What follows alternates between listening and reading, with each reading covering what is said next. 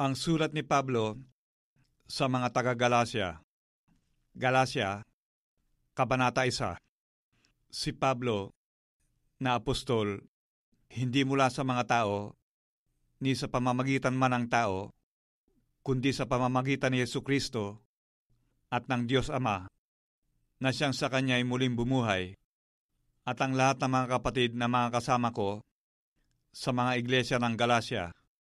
Sumainyo nawa ang biyaya at kapayapaang mula sa Diyos na Ama at sa ating Panginoong Jesucristo, na siyang nagbigay sa Kanyang sarili dahil sa ating mga kasalanan, upang tayo mailigtas dito sa kasalukuyang masamang sanglibutan, ayon sa kalooban ng ating Diyos at Ama, na sumakanya ang kaluwalhatian magpakailanman.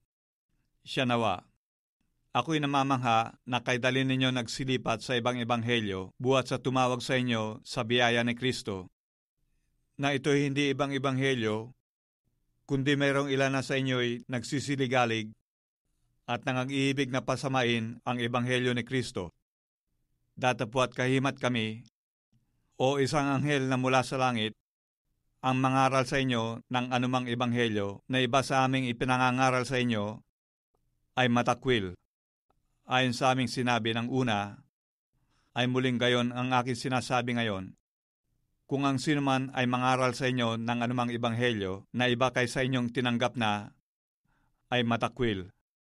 Sapagkat ako bagay nang hihikayat ngayon sa mga tao o sa Diyos? O ako bagay nagsisikap na magbigay lugod sa mga tao? Kung ako'y magbibigay lugod pa sa mga tao, ay hindi ako magiging alipin ni Kristo. Sapagkat aking ipinatatalastas sa inyo, mga kapatid, tungkol sa ebanghelyo na aking ipinangaral, na ito hindi ayon sa tao. Sapagkat hindi ko tinanggap ito sa tao, ni itinuro man sa akin, kundi aking tinanggap sa pamamagitan ng pahayag ni Jesucristo.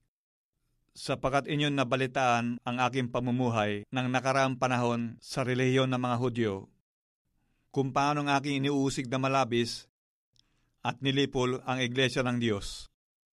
At ako'y nangunguna sa relihiyon ng mga Hudyo ng higit kaysa marami sa aking mga kasinggulang, sa aking mga kababayan. Palibhasa ay totoong masikap ako sa mga salit-saling sabi ng aking mga magulang.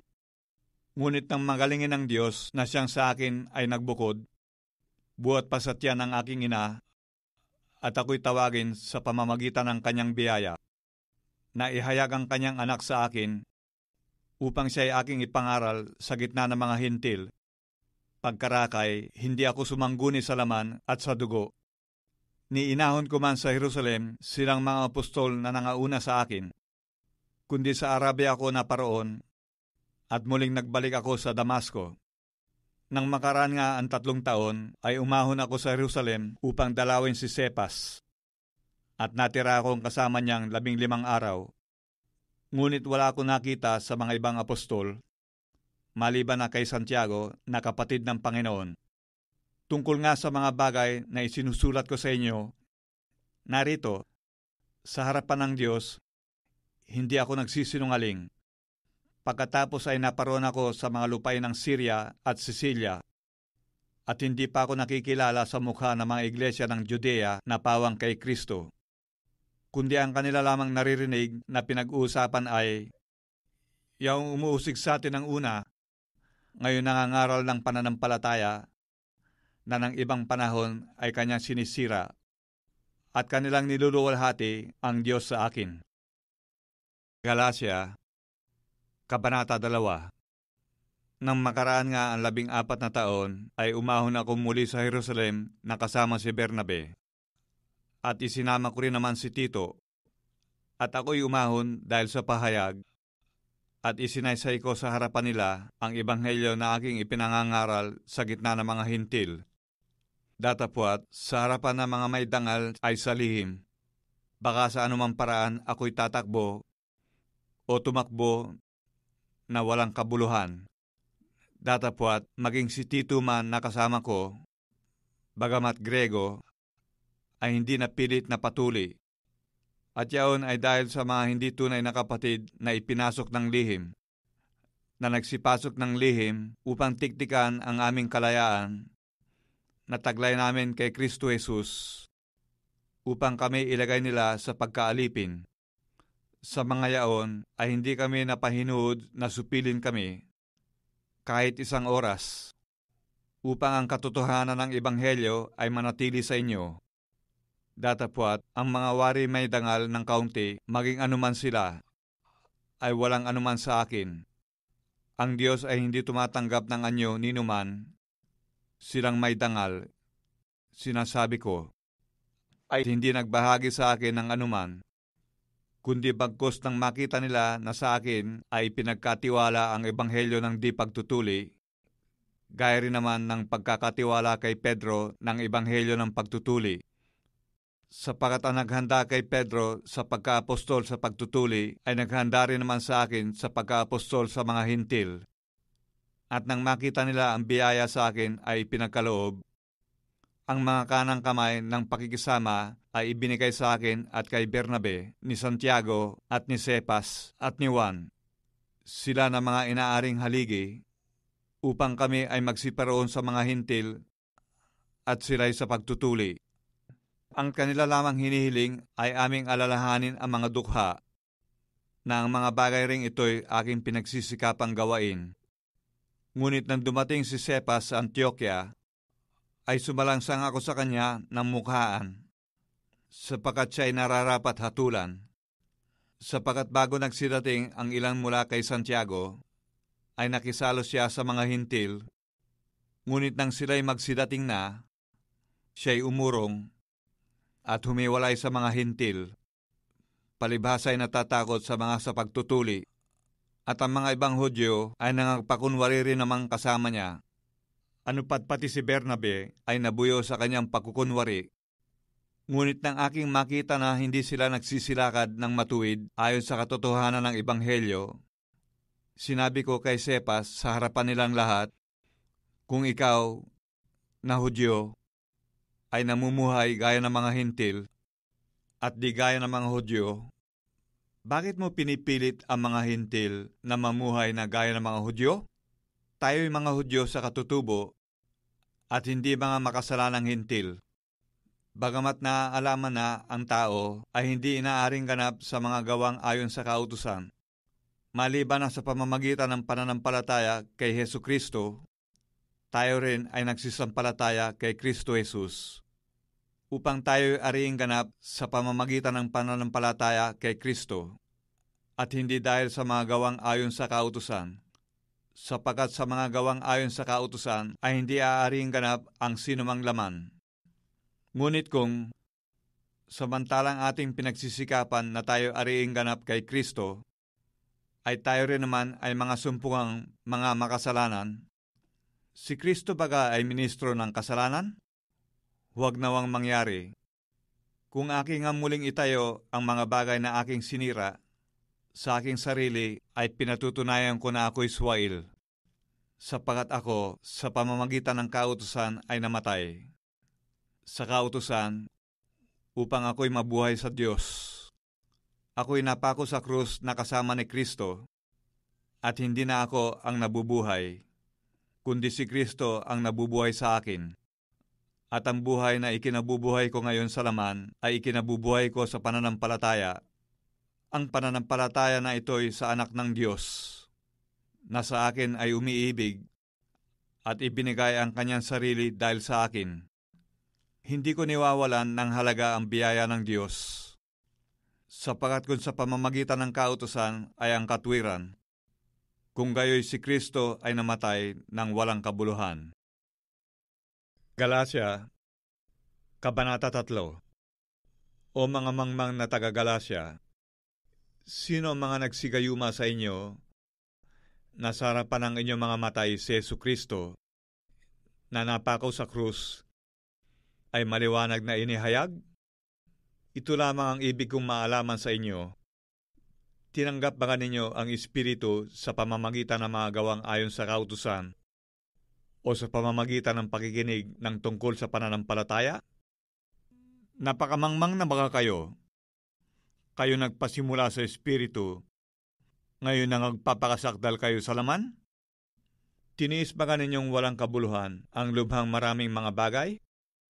Kung tunay na walang kabuluhan, siya na nagbibigay nga sa inyo ng Espiritu at gumagawa ng mga himala sa gitna ninyo, ginagawa baga sa pamamagitan ng mga gawang ayon sa kautusan o sa pakikinig ng tungkol sa pananampalataya? Gaya nga ni Abraham na sumampalataya sa Diyos, at ito'y ibinilang sa kanya na katwiran. Talastasin nga ninyo na ang mga sa pananampalataya, ang mga yaon ay mga anak ni Abraham, at sapagkat ipinakita na ng kasulatan na aariing ganap ng Diyos ang mga hintil sa pamamagitan ng pananampalataya, ay ipinangaral na ng una ang ebanghelyo kay Abraham na sinasabi, sa inyo ay pagpapalain ang lahat ng mga bansa. Kaya't ang mga sa pananampalataya ay pinagpapala kay Abraham na may pananampalataya, sapagkat ang lahat na sa mga gawang ayon sa kautusan ay nasa ilalim ng sumpa, sapagkat nasusulat, sinusumpa ang bawat hindi nananatili sa lahat ng mga bagay na nasusulat sa aklat ng kautusan upang gawin nila.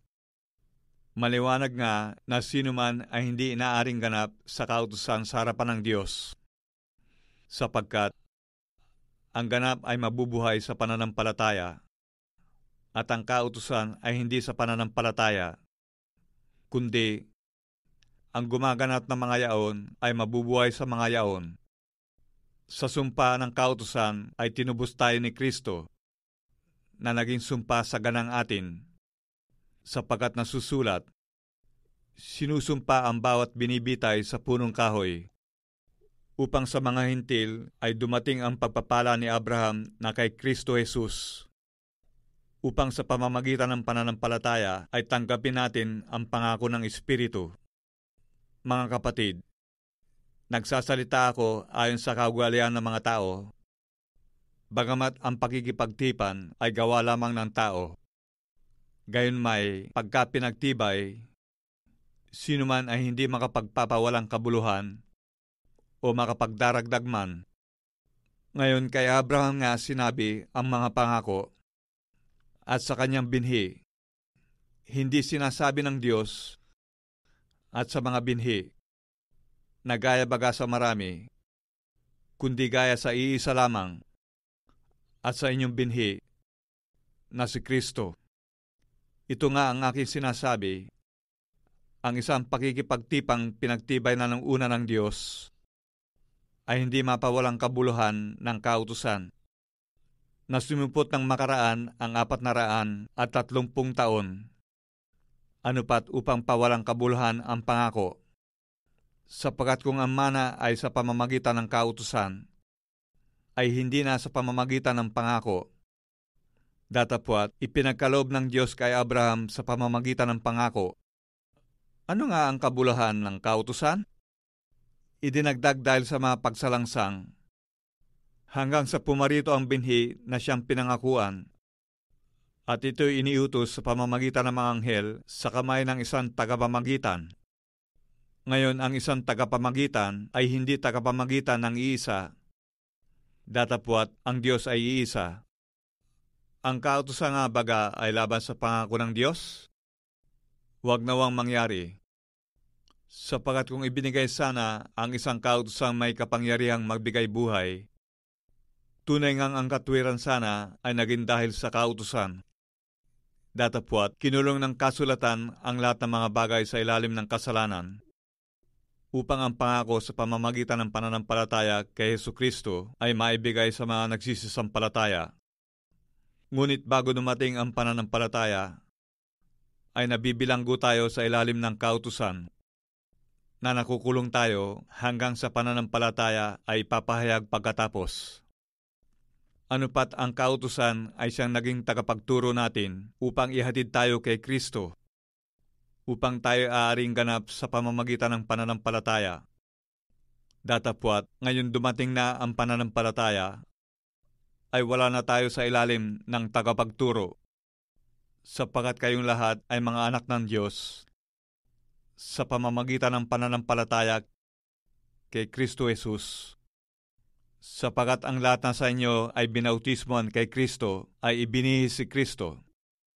Walang magiging Hudyo o Grego man, walang magiging alipin o malaya man, walang magiging lalaki o babae man, sapagat kayong lahat ay isa kay Kristo Jesus. At kung kayo'y kay Kristo, kayo nga'y mga binhi ni Abraham at takapagmana ayon sa pangako. Galacia, Kabanata 4. Ngunit sinasabi ko na, samantalang ang tagapagmana ay bata, ay walang pagkakaibang anuman sa alipin, bagamat siya'y Panginoon ng lahat. Datapwat, nasa ilalim ng mga tagapangampon at ng mga tagapangasiwa hanggang sa panahon itinakda ng Ama. Gayun din naman tayo, nang tayo'y mga bata pa, tayo nasa sakop ng pagkaalipin sa ilalim ng mga pasimulang aral ng sanglibutan. Datapwat, nang dumating ang kapanahunan, ay sinugo ng Diyos ang kanyang anak, na ipinanganak ng isang babae, na ipinanganak sa ilalim ng kautusan, upang matubos niya ang nangasa ilalim ng kautusan, upang matanggap natin ang pagkukup sa mga anak. At sapagkat kayo'y mga anak, ay sinugo ng Diyos ang espiritu ng kanyang anak sa ating mga puso, na sumisigaw, Aba, Ama.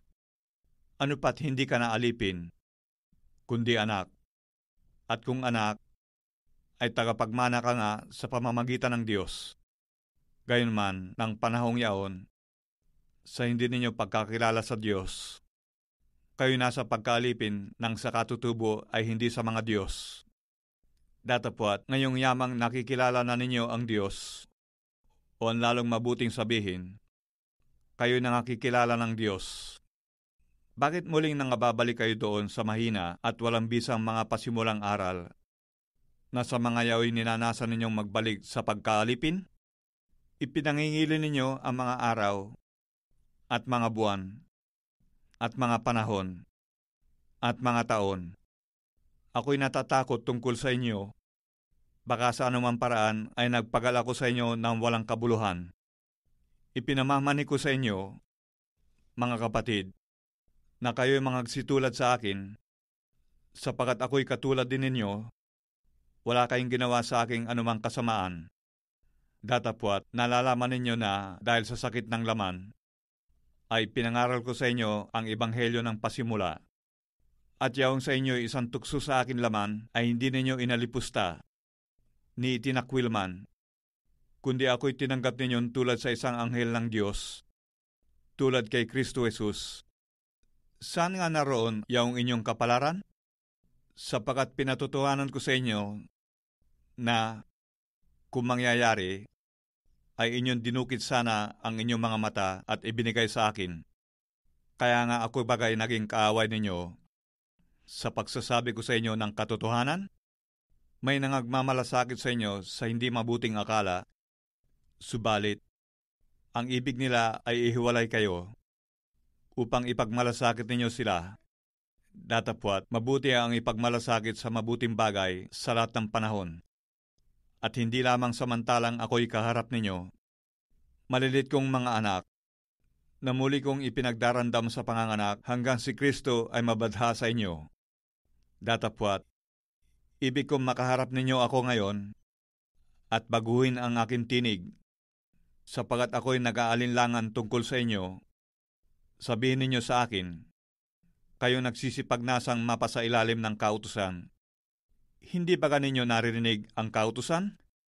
Sapagat nasusulat na si Abraham ay nagkaroon ng 2 anak, ang isa'y sa aliping babae at ang isa'y sa babaeng malaya. Gayunman, ang anak sa alipin ay pinanganak ayon sa laman. Ngunit ang anak sa babaeng malaya ay sa pamamagitan ng pangako. Ang mga bagay na ito'y may lamang isang talinhaga, sapagat ang mga babaeng ito'y 2 tipan. Ang isa'y mula sa bundok ng Sinai, na nanganganak ng mga anak sa pagkaalipin, na ito'y si Agar. Ang Agar ngang ito ay bundok ng Sinai sa Arabia, at ito'y katulad ng Jerusalem ngayon, sapagat ito'y nasa pagkaalipin kasama ng kanyang mga anak. Ngunit ang Jerusalem na nasa itaas ay malaya, na siyang ina natin, sapagkat nasusulat, magsaya ka, o baog na hindi nanganganak. Magbiglang umawit at humayaw ka, ikaw na hindi nagdaramdam sa panganganak. Sapagkat higit pa ang mga anak ng pinabayaan kaysa mga anak ng may asawa. At tayo, mga kapatid, tulad ni Isaac, ay mga anak sa pangako. Datapwat kung paanong yaong ipinanganak ayon sa laman ay nausig sa ipanganak ayon sa espiritu, ay gayon din naman ngayon. Gayunman, ano ang sinasabi ng kasulatan? Palayasin ang alipin babae at ang kanyang anak. Sapagkat hindi magmamana ang anak ng babaeng alipin na kasama ng anak ng babaeng malaya. Kaya nga, mga kapatid, hindi tayo mga anak ng babaeng alipin, kundi ng babaeng malaya. Galacia, Kabanata 5. Sa kalayaan ay pinalaya tayo ni Kristo. Magsitibay nga kayo, at huwag na kayong pasakop na muli sa pamatok ng pagkaalipin. Narito, akong si Pablo ay nagsasabi sa inyo na kung inyong tinatanggap ang pagtutuli, ay wala kayong mapapakinabang na anuman kay Kristo. Oo, pinatotohanan ko muli sa bawat taong tumatanggap ng pagtutuli na siya'y may kautangang tumupad ng buong kautusan. Kayo'y hiwalay kay Kristo, kayo nangag-iibig na ariing ganap ng kautusan. Nangahulog kayo mula sa biyaya, sapagkat tayo sa pamamagitan ng Espiritu sa pananampalataya ay naghihintay ng pangako ng katwiran. Sapagkat kay Kristo Jesus, kahit ang pagtutuli ay walang kabuluhan, kahit man ang di pagtutuli, kundi ang pananampalataya na gumagawa sa pamamagitan ng pag-ibig. Nagsisitakbo kayong mabuti ng una. Sino ang gumambala sa inyo upang kayo huwag magsisunod sa katotohanan? Ang panghikayat na ito ay hindi nagmula doon sa tumawag sa inyo. Ang kaunting libadura ay nagpapakumbo sa buong limpak. Ako'y may pagkakatiwala sa inyo sa Panginoon na hindi kayo nagsipag-isip ng ibang paraan. Datapwat, ang gumagambala sa inyo ay magtataglay ng kanyang kahatulan, maging sino man siya. Ngunit ako, mga kapatid, kung ipinangangaral ko pa ang pagtutuli, bakit ako'y pinag-uusig pa? Kung gayon ay natapos na ang katitisuran sa krus. Ibig ko sana na ang mga nagsisigulo sa inyo ay gumawa ng higit sa pagtutuli, sapagkat kayo, mga kapatid, ay tinawag sa kalayaan. Huwag lamang gamitin ang inyong kalayaan upang magbigay kadahilanan sa laman, kundi sa pamamagitan ng pag-ibig ay mangaglingkuran kayo, sapagkat ang buong kautusan ay natutupad sa isang salita. Sa makatuwid ay dito, ibigin mo ang iyong kapwa na gaya ng iyong sarili. Ngunit kung kayo-kayo rin ang nangagkakagatan at nangagsasakmalan, magsipag-ingat kayo na baka kayo'y mangaglipulan sa isa't isa. Sinasabi ko nga, magsilakad kayo ayon sa Espiritu at hindi ninyo gagawin ang mga pita ng laman, sapagkat ang laman ay nagnanasa ng laban sa Espiritu at ang Espiritu ay laban sa laman, sapagkat ang mga ito ay nagkakalaban, upang huwag ninyong gawin ang bagay na inyong ibigin. Datapwat, kung kayo'y pinapatnubayan ng Espiritu, ay wala kayo sa ilalim ng kautusan, at hayag ang mga gawa ng laman.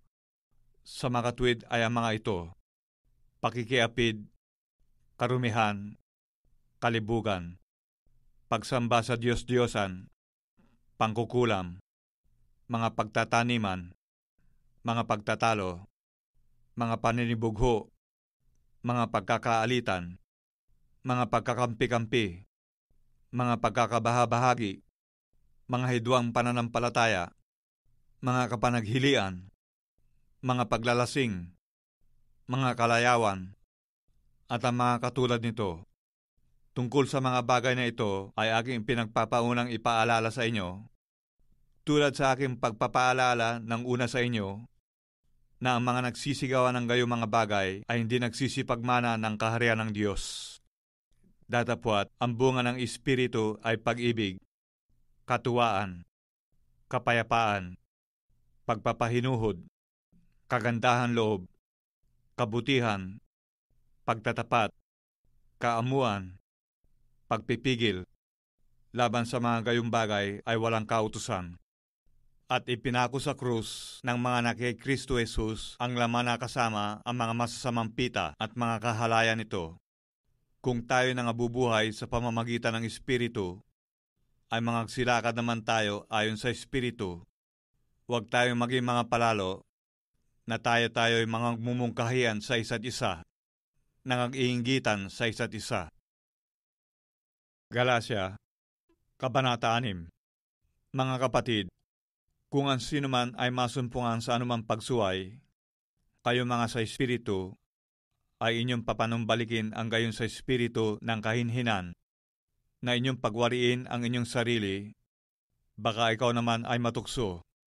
Mangagdalahan kayo ng mga pasanin ng isa't isa, at uparin ninyong gayon ang kautusan ni Kristo.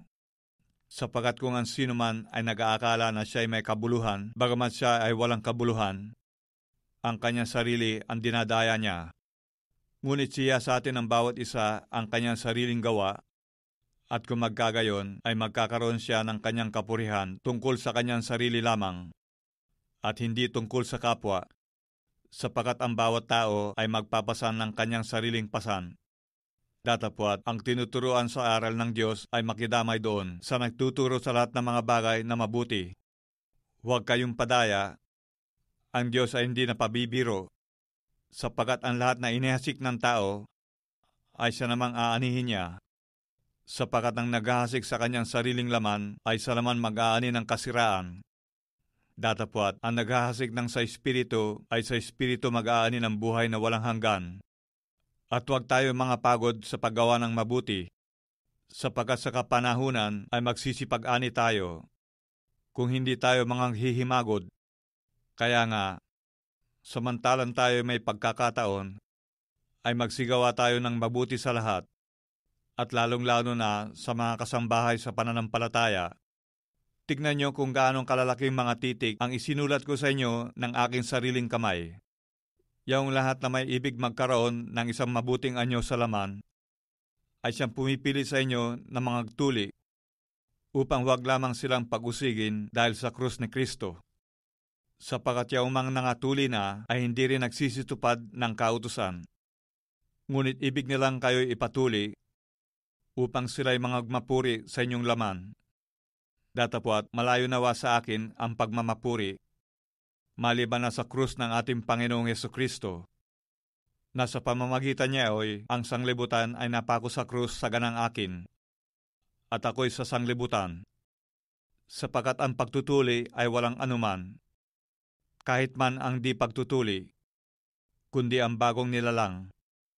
At ang lahat na mangagsisilakad ayon sa alituntuning ito, kapayapaan at kaawaan-awa ang sumakanila, at sa Israel ng Diyos. Buhat ngayon sino man ay huwag bumagabag sa akin, sapagat dala kong makalimbag sa aking katawan ang mga tanda ni Jesus. Mga kapatid, ang biyaya ng ating Panginoong Hesukristo ay sumainyo nawang Espiritu. Siya nawa.